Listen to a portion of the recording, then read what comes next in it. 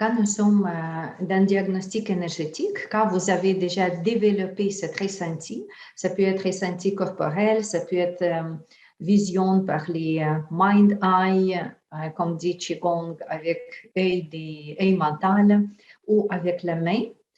Cette condition d'habitude de clair ressenti, clairvoyance, claire écoute reste avec vous pas mal toute la vie. C'est comme si un enfant a appris se promener en bicycle, OK, d'habitude, ça va rester avec lui pour le reste de sa vie. Mais avec ma pratique comme enseignante, j'ai quelquefois que mes anciens élèves me cherchent avec les questions, au besoin de consultation. Pourquoi? Parce qu'elles disent que j'ai toujours été intuitive, j'ai toujours été sensible au impact. Mais il y a quelque chose à ce moment que c'est complètement fermé, complètement bloqué. Les gens, des fois, utilisent le mot bloqué et je ne sais pas pourquoi. Et qu'est-ce que je dois faire avec ça?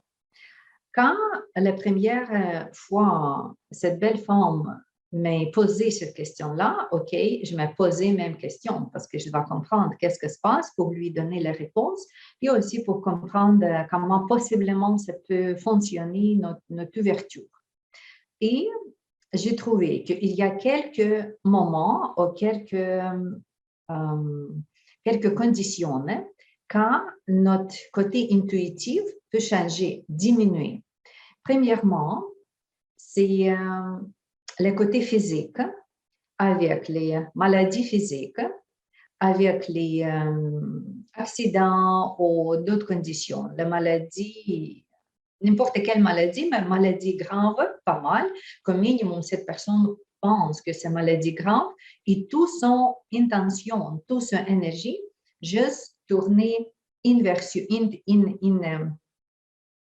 intérieure. Au lieu de capturer information, qu'est-ce que la vie lui donne, il est tellement fermé en soi-même.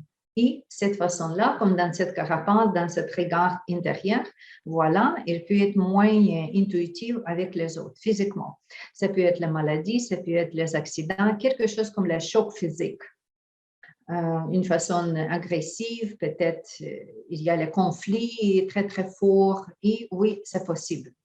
Deuxième chose, j'ai déjà nommé émotion. Oui, s'il y a l'émotion grave inclus, par exemple, perdre de quelqu'un qui est très important pour toi, divorce que très douloureux, que créer beaucoup d'émotions. Avec les émotions graves, avec le choc émotionnel grave, voilà, c'est aussi possible. Aussi, dans les parties physiques que je parlais. Partie physique, ça peut être déplacement. Par exemple, vous êtes dans cette ville, dans cette maison, dans votre cabinet de soins, où est-ce que vous pratiquez ou vous développez les choses intuitives. Mais maintenant, vous changez la place. Vous bougez à l'autre ville, à l'autre cabinet, vous changez le pays, vous voyagez et retournez. C'est le changement géographique. C'est exactement ça qui se passe avec la première femme qui m'a cherché. Elle voyageait en Russie, retournait, et elle m'a dit que voilà, il n'y a plus de conditions intuitives. Mais finalement, c'est retourné. OK, changement physique au déplacement. D'habitude, déplacement ne nous dérange pas. Ça peut être le contraire quand vous changez. Quand je voyage en Inde, ou si quelqu'un voyage au Pérou, au Mexique, pyramides, etc., d'habitude, ça nous donne une extra force pour se développer. Mais de temps en temps, c'est possible que ça peut changer votre intuition physiquement. C'est aussi physique. Après ça, nous avons le mental. Dans quel camp ça peut nous déranger, le mental? Première chose, c'est tout ça, juste imaginer la situation. L'enfant, de l'âge d'enfant, est toujours très ouvert pour toutes les sensations. C'est pour ça que les enfants disent « Maman, maman, regarde, il y a mon ami, je vais jouer avec mon ami. » Qu'il criait « Tu n'existes pas. » Cet ami-là, comme jouer avec quelque chose d'invisible. Les enfants, toujours plus ouverts que nous, les adultes, parce qu'ils sont troisième âge, gardent moins de résidus physiques aussi, de pollutants qu'on mange, qu'on respire, etc. Les enfants sont plus ouverts physiquement.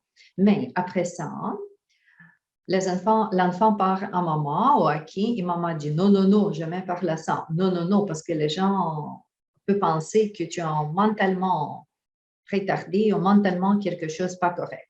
Et enfant se fait. Même chose avec nous dans notre âge, c'est aussi possible.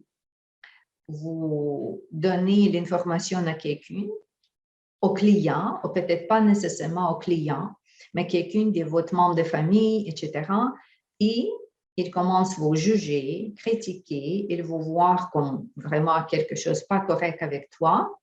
Et finalement, votre conscience ou subconscience, avec votre décision claire ou juste simplement votre intention cachée,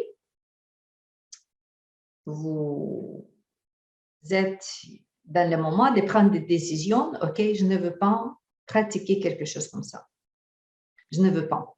Je ne veux pas parce que 1, 2, 3, 4. Ça peut être parce que les gens me jugent, les gens critiquent, les gens me voient comme crazy.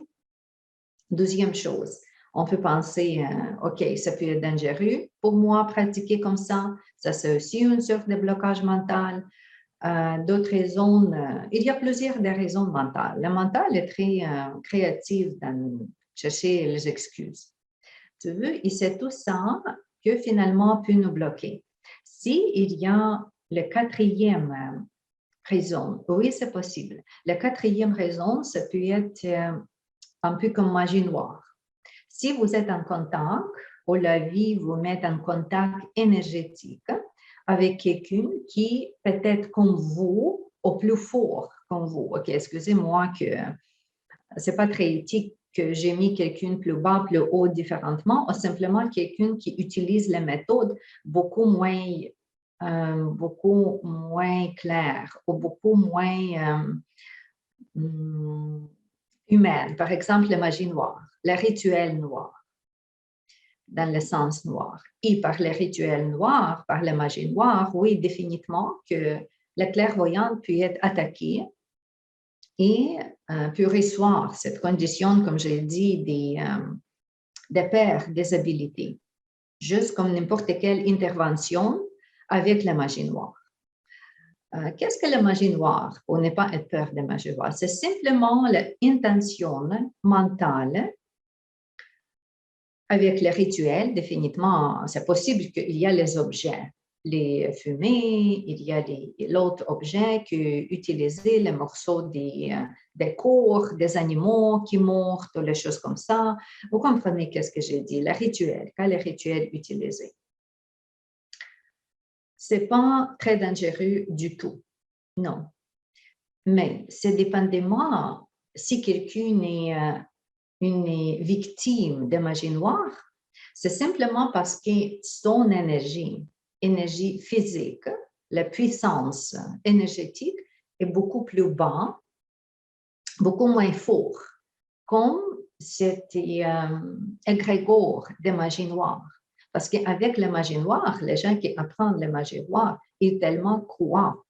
Il est très croyante dans la magie noire, très croyante, parce qu'il y a beaucoup d'éprouves. Et cet égrégore, comme je dis, ce n'est pas juste lui qui pratique la magie noire, mais une égrégore comme une chambre informatique qui est connectée avec cet égrégore, vraiment fort. Et si la praticienne intuitive est moins fort énergétiquement, c'est là quand elle peut être affectée par l'autre type de l'énergie, comme j'ai nommé magie noire. Simplement comme en parenthèse, magie noire, ce n'est pas nécessairement que ça, mais d'être affecté avec quelqu'un. Aussi, c'est possible. Je crois pas que ça se passe très souvent, mais pendant les années de mes pratiques, plus que 15 ans, oui, j'ai reçu les camps, j'ai travaillé avec les camps où est-ce que les gens étaient affectés par la magie noire. Là, si ça se passe, si c'est la partie de votre pratique, OK. Premièrement, le Qigong est très, très fort. Très, très fort, dépendamment comment vous pratiquez, dépendamment combien d'énergie vous avez déjà cultivé, collecté, mais vous êtes fort. N'importe quelle magie noire on peut équilibrer par le Qigong. Vous pouvez être beaucoup plus fort que n'importe quelle magie noire. Gardez ça dans votre tête. Nous sommes dans le Qigong. C'est pour ça vous avez votre pouvoir. C'est juste les conditions, comment laisser entrer ce pouvoir en moi, comment ne pas créer les barrières entre pouvoir et moi, vraiment comme créer ce pouvoir en vous. Et si vous êtes plein de pouvoir, aucune magie noire vous dérange. Mais c'est ça, c'est 4 moments. Quand je parle des magies noires, c'est aussi un peu des parties de karmique. Si je veux juste faire une analogie, pourquoi ça nous touche, c'est aussi dans ce sens-là. Et quand nous avons ces 4 conditions qui nous affectent, oui, c'est possible que temporairement, vous pouvez entrer dans votre zéro de ressenti, parce que c'est comme ça, les femmes me parlaient. Je suis dans mon zéro, c'est plat, il n'y a rien, il n'y a, OK, c'est comme, je suis très ordinaire, comme tout le monde. Mais on peut toujours, vous n'êtes pas oublié que s'il y a le zéro, vous imaginez que ce n'est plus bas parce que c'est le zéro. OK, si nous sommes en zéro, il y a toujours la possibilité, juste utiliser votre regard taoïste, il y a toujours la possibilité d'aller plus haut que le zéro, n'est-ce pas? Parce qu'il n'y a rien que ça. Et avec ça, vous avez les méthodes. Ici, nous avons les méthodes Qigong. Comment encore se retrouver, quitter cette ligne de zéro, se décoller et voilà encore entrer dans le niveau où est-ce que vous êtes ou encore le niveau plus haut. Aussi, n'oubliez pas que nous sommes dans le monde des mouvements que programmés ou des formes comme la géométrie sacrée. Nous sommes les parties de cette géométrie sacrée. Notre corps physique, la planète, l'univers, etc. Et dans la géométrie sacrée, il y a quoi? Il y a le cercle, il y a la spirale, il y a plusieurs des formes. Et même chose que il y a les vagues, comme j'ai déjà dit, il y a le zéro, mais ça peut être en haut de zéro, ça peut être en bas de zéro. Il y a les vagues, comme toutes les lumières bougent dans les vagues, les sons, reprendre les vagues, comme tout ça, toutes des géométries sacrées. C'est pour ça que je nomme comme ça, parce que c'est universel pour notre organisme, comme le rythme cardiaque, se répète, n'est-ce pas, de cette vague sacrée, répéter. Plusieurs des choses comme ça dans notre corps. Et si nous sommes dans le monde comme ça, organisés ou structurés comme ça, nous sommes les parties de ce monde-là. Et c'est possible que dans votre développement, vous allez, pas nécessairement en cercle, parce qu'on dit la rivière jamais, tu jamais rivière dans la même rivière. Même principe ici. Le temps change et tu penses que tu viens dans le point zéro, mais en réalité, tu viens en spirale. Oui, ça peut te donner une impression que je suis retournée où est-ce que commencé. Mais du temps passé, vous avez votre expérience différente, la vie est différente, c'est pour ça, c'est pas même point de zéro. Peut-être c'est la spirale et ça vous donne une impression que vous êtes sur la même ligne, mais vous êtes différent que zéro. Vous êtes dans ce cercle de spirale pour continuer à aller plus loin. Et si ça se passe que de temps en temps, votre ressenti est moins fort, c'est normal, hein? Complètement normal. Ne pas paniquer, ne pas chercher quelque chose de grave à faire.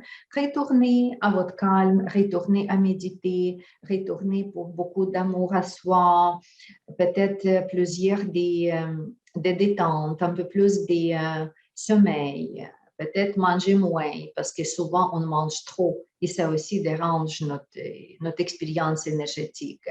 Quand vous allez dans une mode comme la nature dort de temps en temps, comme l'hiver, les animaux dorment de temps en temps. Voilà. Vous simplement vous donnez cette petite pause, peut-être vous avez besoin de cette pause-là. Et après ça, pas de questions posées. Si vous êtes déjà sur ces niveaux énergétiques intuitifs, comme votre maximum, ne pas vous questionner. Vous allez retourner encore sur votre maximum et probablement plus haut, parce que le principe de spirale. C'est ça. Juste, il y a quelque chose qu'il faut regarder, voir différemment à ce moment de votre vie. Point. Mais n'est pas vous questionner parce que, comme je dis, une fois, tu apprends des bicycles ou des écrits ou des tricotés, voilà, il y a la mémoire physique, mémoire émotionnelle, mémoire énergétique, informatique, parce qu'ici nous sommes avec informatique, qui va te ramener à nouveau sur le même niveau ou encore plus tard, plus haut.